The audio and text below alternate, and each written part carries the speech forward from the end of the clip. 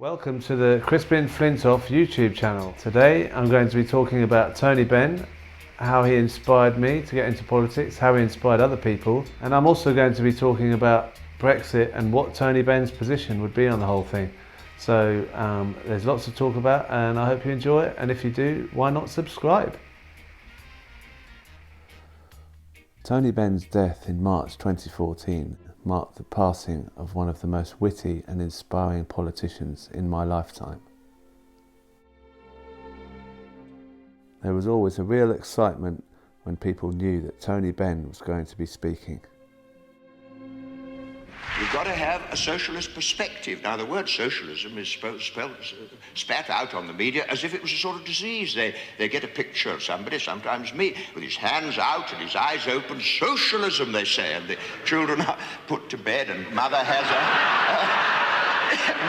another Ovaltine and settles down to her novel from the Boots Library, and people hope it'll all go away. And truthfully, I cannot arouse any intellectual interest in discussing or debating with Mr. Tebbit. It may be necessary to encourage our people to feel that somebody challenges Tebbit, but Tebbit is a creature of the 19th century. Any more than I would find it very interesting to go on Panorama, though it may happen shortly for all I know, to discuss the merits of feudalism, to see whether that might not offer some special advantage in view of the paternalism of the landlords when they dealt with the slaves. After all, they looked after them from birth to death, they housed them, such medical treatment was available, the sheikhs were always ready to give. It's not, the future isn't about arguing with feudalism or capitalism, it's about replacing feudalism and capitalism. That's what we are about. Tony Benn's speeches were made without notes and were educational, inspirational, and just got more and more people into politics. The movement has always stood for is so simple. My political education began in the early 1980s when I was attending secondary school in Notting Hill Gate. At the time, I'd often see Tony Benn walking along the road on his way to and from Parliament. Going back to the area, it's very hard not to think of him. I spoke to Tony Benn's daughter Melissa about her memories of Notting Hill Gate. And I love Notting Hill Gate. It was our home patch. But as I say, on a Sunday, Dad and I would go out for a walk, and we sometimes look at the art along Bayswater Road. You know, amateur artists would hang up their art. Oh, yeah. And also a couple of times we took out a boat. You can go and take out like a rowing boat. If I look back, I see it as my political education. My whole childhood was my political education because at family meals we talked about politics. It really was a very political household. I remember that election as being more significant than any sporting occasion, bigger than Coe and Ovett or Borg and McEnroe. It was in my house. It was so important that Tony Benn won. I asked my dad what his memories were of that election. I suppose at that time I personally might have been closer to Tony Benn because I knew him socially and politically. As one who believes in the principles of the Labour Party, the fundamental beliefs, if you like, that started the Labour Party in 1900, I would have had the feeling at the time that probably Tony Benn was in a position better to unify the party, to execute those policies. It was a key moment in his political life. I think there were some people who thought he shouldn't stand, but he had a group of people who thought he definitely should. What I mainly remember was the tension of the results. The final decision, and I'll say this now, the votes have been counted 3 times. Tony Benn, 49.574. Dennis Healey, 50.426. What I remember about that result was the way Tony Benn reacted to it, the way he wrote down the figures while they were being read out, the way he smiled after he realised that he'd lost. It was so amazing that someone could take such an unbelievably painful defeat in such a noble way. It wasn't that he masked his disappointments, but he was quite strong at moments of losing in his political life. This was the first general election that I remember campaigning in, and the fact that Margaret Thatcher won and also that Tony Benn lost his seat made it really, really gut-wrenching. But once again, Tony Benn's response to losing that vote in Bristol was unbelievable. Anthony Neil Wedgwood Benn, Labour. 18,055.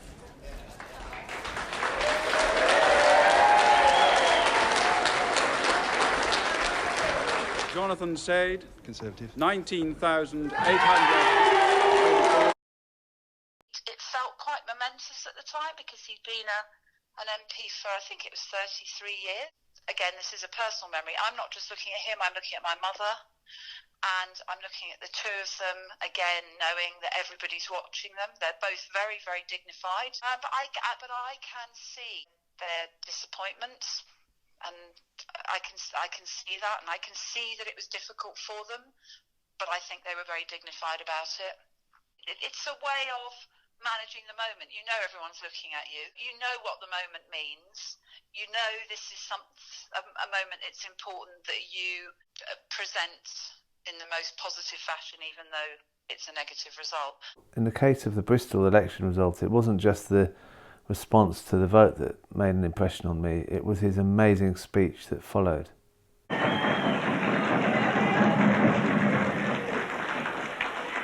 First of all, I should like to thank the Chartists and the suffragettes who gave every working man and woman a vote in this country, and every election is a tribute to their struggle. Secondly, I would like to thank the people of Bristol who over a third of a century have returned me to Parliament to say how glad I am I stayed, since nothing but the defeat and decision of the people of Bristol would ever have induced me to leave this city. And third, I would like to say thank you to the Labour voters, not only in this constituency, but all over the country, who have stood firm with a very good programme in an election when a great deal has been thrown at them and they have not been diverted from their faith in our policy. Now, I hope that no Labour voters up and down the country will be discouraged by this result. We have 3 jobs to do, whether we are in Parliament or out of Parliament.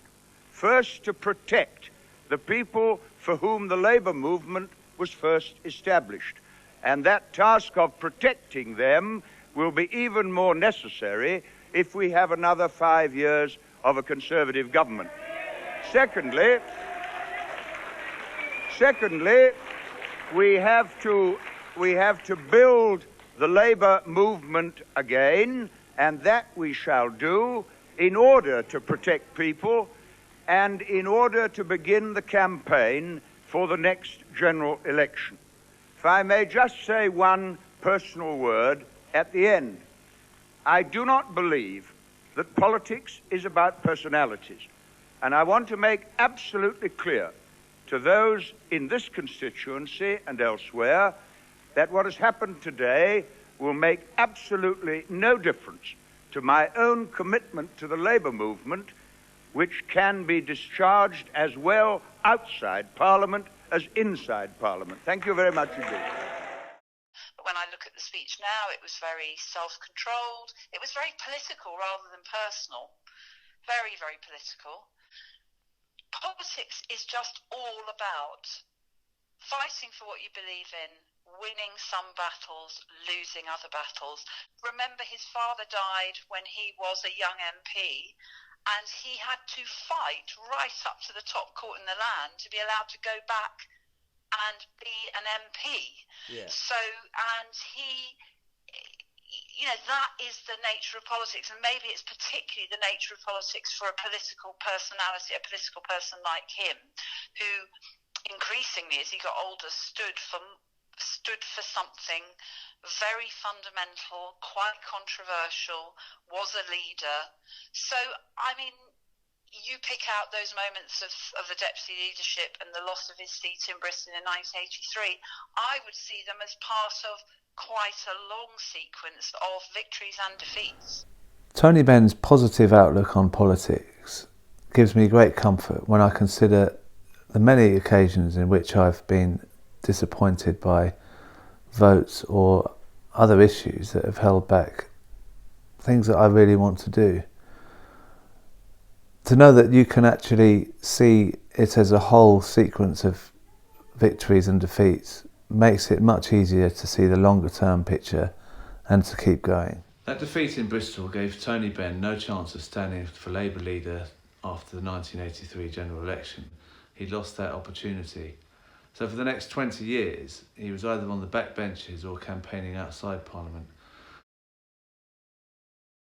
I think he was always very concerned about peace. I think for his generation, the Second World War had been a huge experience. He lost his elder brother.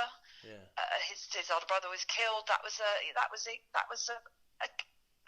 massive thing in his life. He really loved his older brother, and he died on his last operational flight.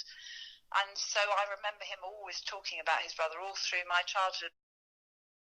He was an incredible, committed campaigner, and he would turn up for anything pretty much that he could turn up to.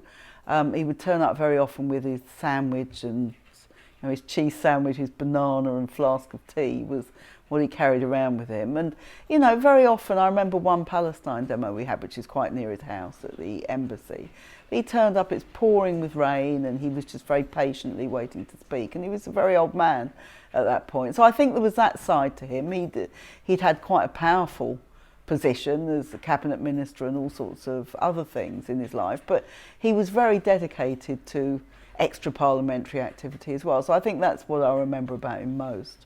He was very passionate about the invasion of Iraq. Yeah. But I am struck, if you're looking at particular speeches of him, there is one speech he gave in the House of Commons, and he just spoke so passionately and very emotionally for him.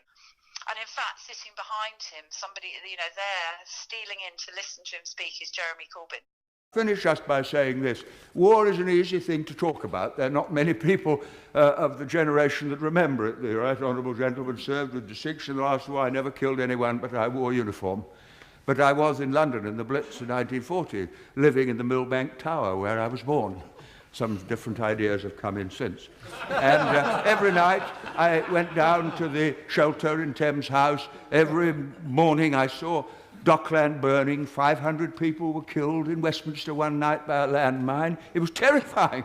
Aren't Arabs terrified? Aren't Iraqis terrified? Don't Arab and Iraqi women weep when their children die? Doesn't bombing strengthen their determination? What fools we are to live in a generation for which war is a computer game for our children and just an interesting little Channel 4 news item. Every member of Parliament tonight who votes for the government motion will be consciously and deliberately accepting the responsibility for the deaths of innocent people if the war begins, as I fear it will. Now, that's for their decision to take.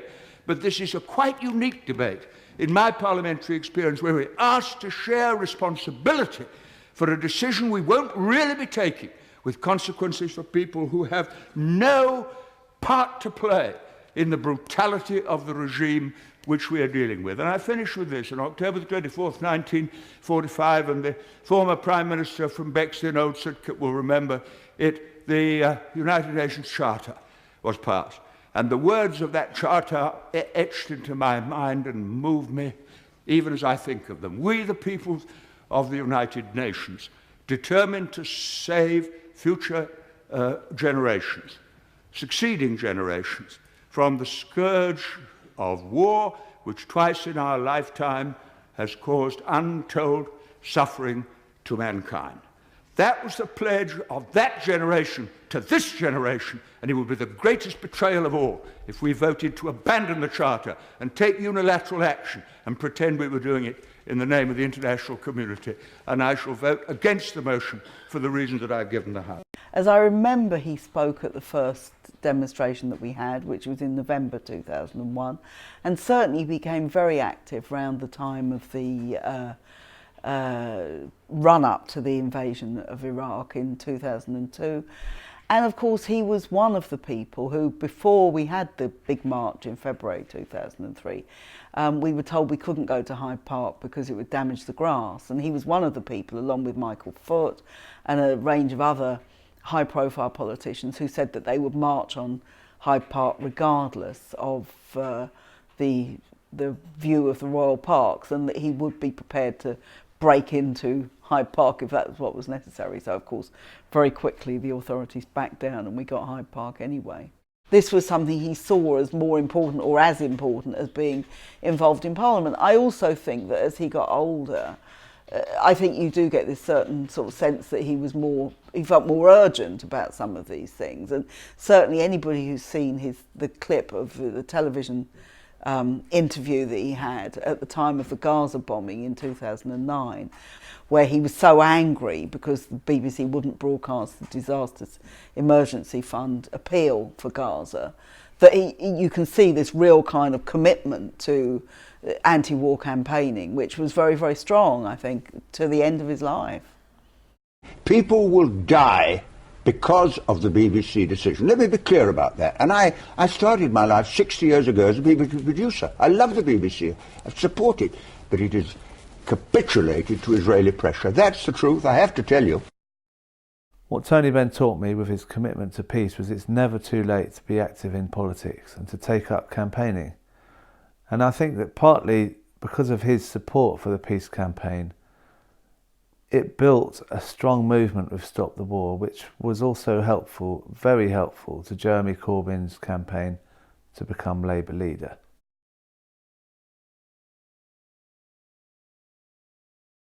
No international organisation of which we are members, the IMF or NATO or GATT, can make laws in Britain that we cannot change. We, for many centuries, have fought for the right to give the ultimate power to our own people.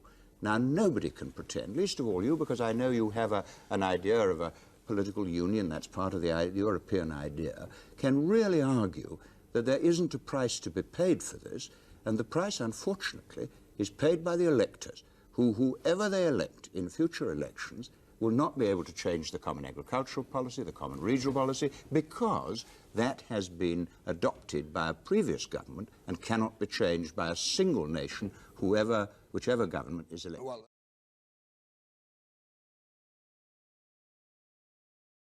Well, I think he would very much have been on the no wing. He would have been on the Lexit wing, if you like, a left exit from the EU. He was throughout his life was very much opposed to the EU, and I spoke to him about this certainly in the year or two before he died, when he said, when we knew there was going to be a referendum, or was very likely to be a referendum, and he said then that we have to make sure that the left has a voice.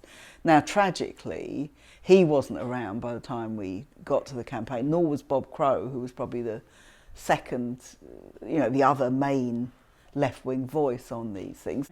And I do feel that we very much miss the voices like Tony Benn, who could have put a left-wing argument and said that actually the EU, it's a neoliberal institution, it's not there to guarantee liberal freedoms, it's there to guarantee freedom to work hard. So I think it's it's a very, very bad thing that he didn't live to see this, because I think we would have seen quite a different campaign if he had been around, because he was very much a giant of the movement and people would have been influenced by him.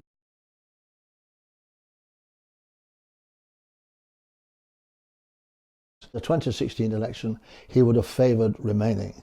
A, because he would have adapted his ideas and ideals to the new situation post-Thatcher, post-austerity. And B, because the other thing that I think he realised, and I think people like Jeremy Corbyn and trade unionists have realised, is that if we want to stand up to the outbreak of extreme right-wing, what is often called fascism, in this country and in other European countries, what we can do is work together as parties of progress and democracy. And my experience of the man is that he was one on a pilgrimage.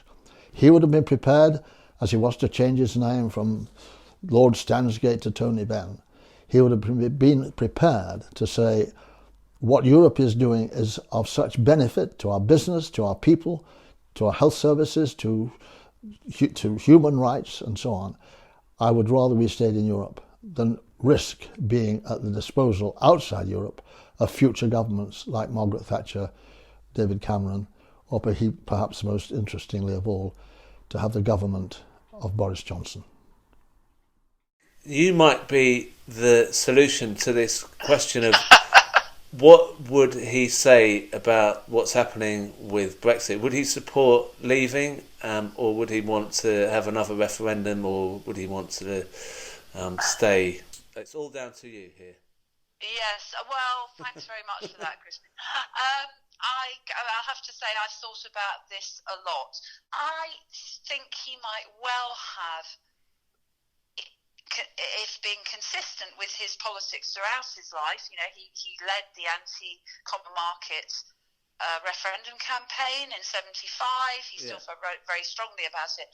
He might well have supported the idea of leaving, but he would have been so alert to the way in which the populist, nationalist, unscrupulous, anti-migrant right exploited Brexit, and he would have been the first to have put that centre stage and separating those two arguments. I mean, the other thing he would have done would have been absolutely to defend to the last the right of Parliament to scrutinise the executive, which is currently trying to take us out on a no deal. So I'm not sure what his view would have been on a confirmatory referendum. He may well have supported that as a chance to give the people the opportunity to really decide.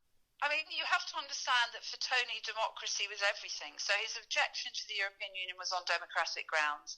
But it might well have been trumped by his objection to the undemocratic way in which the right are trying to shape the debate and get us out of the European Union on their terms. And no one would have been more alert to that than Tony. So I would not want to represent him as a straightforward Lexiteer and not see any problems with it. I mean, it is possible, this is my final comment, it is possible that he might have been so alert to the dangers of the right-wing Brexiteers and the Farages that he might have decided to throw himself in with the Yanis Varoufakis reform Europe from within. Remember, a lot had happened in Europe since his own campaigning in the 70s and 80s, and he might have said, your father suggesting, well, European socialists now need to work together. He definitely would have said that, but he might just have said, let's reform the European Union from the inside. He might, but I'm going to say I'm not absolutely sure he would. I think I've given as honest an answer. You've given a great answer. It's obviously not clear what Tony Benn's position would be on Brexit, but it's clear that his voice has been missed, and his influence in 2016 and since would have been so important to what's happening. I suspect he'd have supported Leave in 2016, but then again, if he had supported Leave in 2016, maybe Remain would have put up a better campaign. If you enjoyed that video, why not subscribe?